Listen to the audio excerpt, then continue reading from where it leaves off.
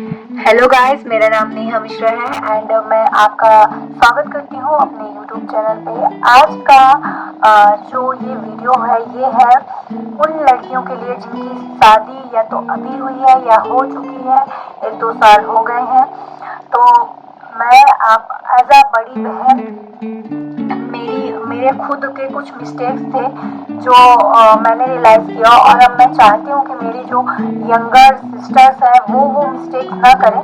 तो उनके लिए मैं ये वीडियो बना रही हूँ। तो यदि वीडियो पसंद आए तो जरूर लाइक कीजिएगा, चैनल को सब्सक्राइब नहीं किया है तो सब्सक्राइब कीजिएगा। तो चलिए वीडियो को स्टार्ट करते हैं। हमारी शादी होती है तो हम ना बहुत सारी उम्मीद, बहुत सारे ड्रीम्स, बहुत सारे सपने सजा लेते हैं, और हमें क्या लगता है कि हम वो जो कहानी किस्सों में होता है कि शादी के बाद तो बस राजकुमार आता है, रानी बना के लेके जाता है और रानी बन के रहते हैं। तो भाई ये सब सपने की बात है और बहनों, क्योंकि ड्रीम तुम जो भी देखो वो तुम्हारी मर्जी है, ड्रीम देख सकते हो, पर उसको सच मानना ये बहुत बड़ी गलती होती है। क्योंकि लाइफ में बहुत सारी चीजें तुमको ऐसी मिलेगी जो तुमको लगेगा कि हाँ मेरे को ऐसा कैसे हो गया। छोटी बच्ची नहीं हो।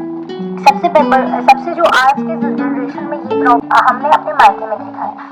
बट आप भी सोचो, जो आपको जानते नहीं है, जो आपके साथ रहे नहीं है, वो आपको कैसे इतनी जल्दी समझ जाएंगे। वहाँ है ये तुमको ठगने की एक चाल है।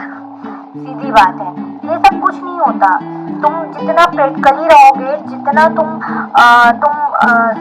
चीजों को समझ कर चलोगे, उतने खुश रहोगे। तो पहला है समझदारी से काम करना है। फिर उसके बाद है कि आजकल सोशल मीडिया का जमाना है, तो हम क्या सोचते हैं कि सोशल मीडिया में जिसने अपनी लाइफ में बहुत अच्छा कुछ डाल दिया, तो हम ना उसकी जैसे अपनी लाइफ को कंपेयर करते हैं, उसकी जैसे बनाना चाहते हैं। वो हो सकता है कि वो खुश हो या ना हो, पर जितना वो खुश थी उसी को वो फोटो या पोस्ट कर दिया हो। तो अपनी अपनी लाइफ को ना तुम दूसरों के दिखावे या छलावे में मत आओ। अपनी लाइफ को अपने तरीके से समझदारी से चलाने की कोशिश करो। दिखावे से थोड़ा दूर रहो। हाँ, मैं ये नहीं कहती कि पूरी तरह से बंद कर दो, क्योंकि मैं भी यूज करती हूँ, बट एक लिमिट में।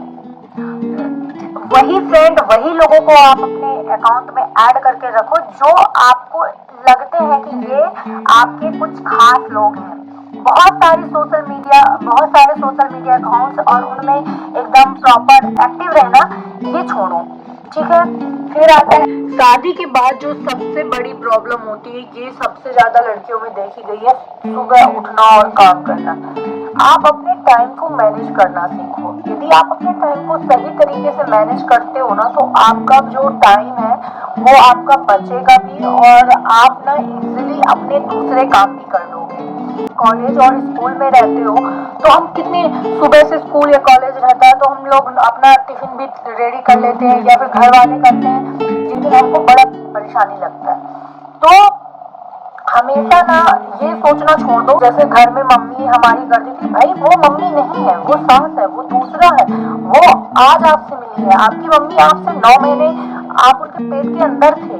तो आप ये मत सोचो कि आपको जो आपको मिला है वो आपकी सास नहीं मम्मी होनी चाहिए। ये सब कहने की बातें होती हैं, रियल में कभी नहीं हो सकता। क्या आप अपने मन से सोचो, क्या आप उनको माँ मान सकते हो, मम्मी जैसे उनको ट्रीट कर सकते? क्या करना है, हमें ना एक्सपेक्टेशन नहीं रखनी कि हम जाते ही वो हमें तुरंत हमको अपना मान ले, हम हमारी हर बात समझे, हमको समझ जाए।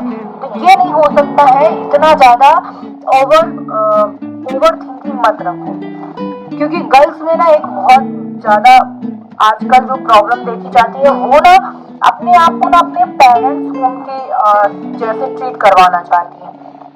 बट ये नहीं हो सकता है कि जैसा आपको आपके पेरेंट्स होम में ट्रीट किया गया है वो आपको यहाँ ट्रीट किया जाए। क्योंकि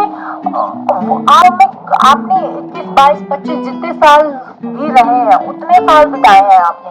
अभी आपकी नई नई शादी हुई है, आप एक 2 दिन के रिश्ते को आप कंपेयर करोगे अपने 21, 22 साल के रिश्ते से, तो क्या कहीं सही होगा?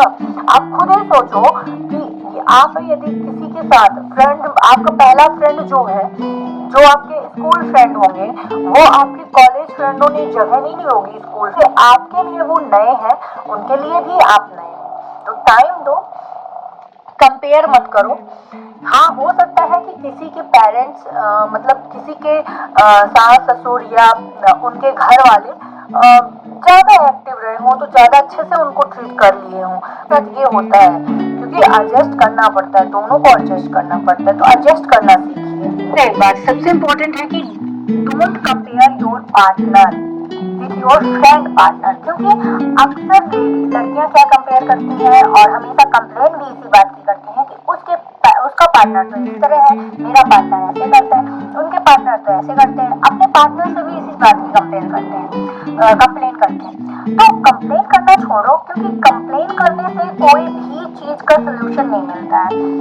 हर इंसान अलग है, हर इंसान की खूबी अलग है, हर इंसान की क्वालिटी अलग है।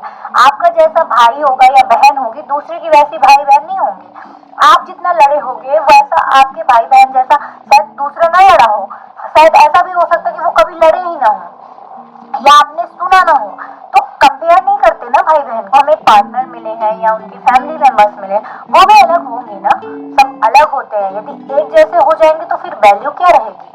तो ये बात को समझो और वो छोटे बच्चों वाली हरकतें करना छोड़ दो। तुम बड़े हो गए हो, तुम्हारी शादी हो गई है, और शादी के बाद ना बच्चों वाली हरकतें नहीं, बड़ी और सिंसियर और प्रैक्टिकली होना सीखो। क्योंकि गर्ल्स में ना ये कमी बहुत देखी जाती है, वो प्रैक्टिकल नहीं होती, और प्रैक्टिकल ना होने की वजह से उनके घर में हमेशा प्रॉब्लम बनी रहती है, झगड़े होते रहते हैं, और उसकी वजह से उनके रिश्ते खराब होते हैं। और आज डिवोर्स तक बातें जाना मतलब ये क्या दिखाता है कि आप अनमेच्योर हो रहे हो।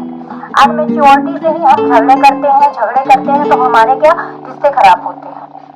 तो इनसे बचिए। हम अपनी सारी प्रॉब्लम, हमारे घर की लड़ाई, अपने पार्टनर की लड़ाई माँ बाप से शेयर करते हैं। ठीक है, शेयर कर देना चाहिए, बट वो कब करना चाहिए, जब आप अपनी लाइफ की प्रॉब्लम को सॉर्ट आउट कर दिए हो, या फिर स्टार्टिंग के कुछ दिन कर दो। लेकिन ना धीरे धीरे ना ये समझो कि आप जो चीजें प्रॉब्लम शेयर कर रहे हो उससे उनके अंदर क्या इफेक्ट पड़ेगा, क्योंकि इन लोगों के साथ आप रह रहे हो। आप अपने ससुराल वालों के साथ रह रहे हो, ससुराल वालों के अपने हस्बैंड के साथ रह रहे हो, तो आप यदि उनकी कंप्लेन अपनी मम्मी से करोगे तो मम्मी को तो आपकी बातें सही लगेंगी, आपके पेरेंट्स को आपकी बातें सही लगेंगी, तो वो उनके लिए गलत इमेज बना लेंगे। फिर धीरे धीरे जब आप उनके बारे में सही भी बोलोगे तो धीरे से उनके दिमाग में तो वो बुरी वाली बात भी रहेगी।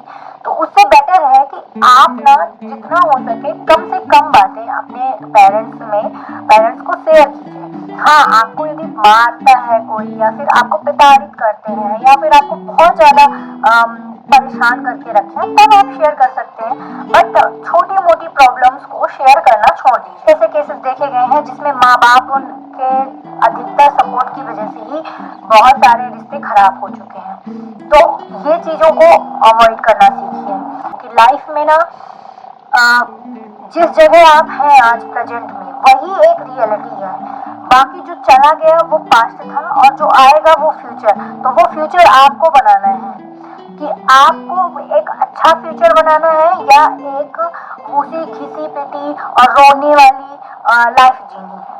तो ये आपका डिसीजन होगा। हाँ, क्यों कहा, कब कहा, इस पे ज्यादा फोकस मत कीजिए, क्योंकि जो भी लोग कह रहे हैं उनको कहने दीजिए। धीरे धीरे ना समय के साथ बहुत सारी चीजें बदलेंगी, आप बदलेंगे। किसी भी रिश्ते को ना एटलीस्ट 5 to 10 ईयर्स दीजिए। जब आप इतने साल आप किसी के साथ रहेंगे तो धीरे धीरे आपकी ना सारी प्रॉब्लम सॉर्ट आउट होंगी। शांति से रहिए। आप कर सकते तो भगवान का भजन कीजिए। अपने टाइम को फालतू की बातों में मत बिताइए। दूसरों ऐसे लोगों के साथ मत बैठिए जिन्हें आपको देख के गुस्सा, उनके साथ टाइम बंद कर दीजिए बैठना। अपनी फिजिकल हेल्थ पर ध्यान दीजिए, क्योंकि बहुत सारी लड़कियों को मैंने देखा है वो शादी के बाद ना मतलब फूलती ही जाती है, फिटनेस पे ध्यान नहीं देती है, और धीरे धीरे वो 24 की लड़की 36 की अम्मा लगने लगती हैं। तो कोशिश कीजिए कि अपनी फिटनेस पे भी फोकस कीजिए। जब आप बिजी रहेंगी, अपने समय को एकदम प्रॉपर मैनेज करके रखेंगी, आपके पास कोई भी फालतू की चीजों के लिए टाइम, जो एवरी गर्ल्स मतलब ऑलमोस्ट गर्ल्स अवॉइड कर देती हैं वो है उनका करियर। करियर के मामले में गर्ल्स सबसे ज्यादा मतलब छोड़ना पसंद करती हैं शादी के बाद, अपना करियर छोड़ देती हैं। बट ये नहीं करना है, अपने करियर को हमेशा सबसे प्राथमिकता दीजिए। मतलब ज्यादातर लेडीज हैं शादी के बाद सजना संवरना, ड्रेसेस दिखाना, इंस्टा फेसबुक में ज्यादा ऑनलाइन रहना, ज्यादा एक्टिव रहना, ये छोड़िए। आप या तो फोकस कीजिए कि आप अपने करियर के लिए आप यदि आपकी स्टडी पूरी कंप्लीट नहीं है तो स्टडी कंप्लीट कीजिए, या फिर आपकी कोई ऐसी स्किल सीखिए जिससे आप भी अर्न कर सकें। क्योंकि आप जितना दूसरे पे डिपेंडेंट रहोगे उतना ज्यादा ही आप परेशान रहोगे। भले आपको लग रहा है अभी कि आप बहुत खुश लग रहे हैं, बट धीरे धीरे वो चीजें ना आपको ना थोड़ा बहुत प्रॉब्लम क्रिएट करेंगी। अर्निंग पे भी फोकस कीजिए। तो यदि आपको भी इनमें से कोई भी टिप्स पसंद आ रहा है तो आप मेरे वीडियो को लाइक कीजिएगा और प्लीज सब्सक्राइब करना चैनल को मत भूलिएगा। तो ta-ta bye bye, thank you.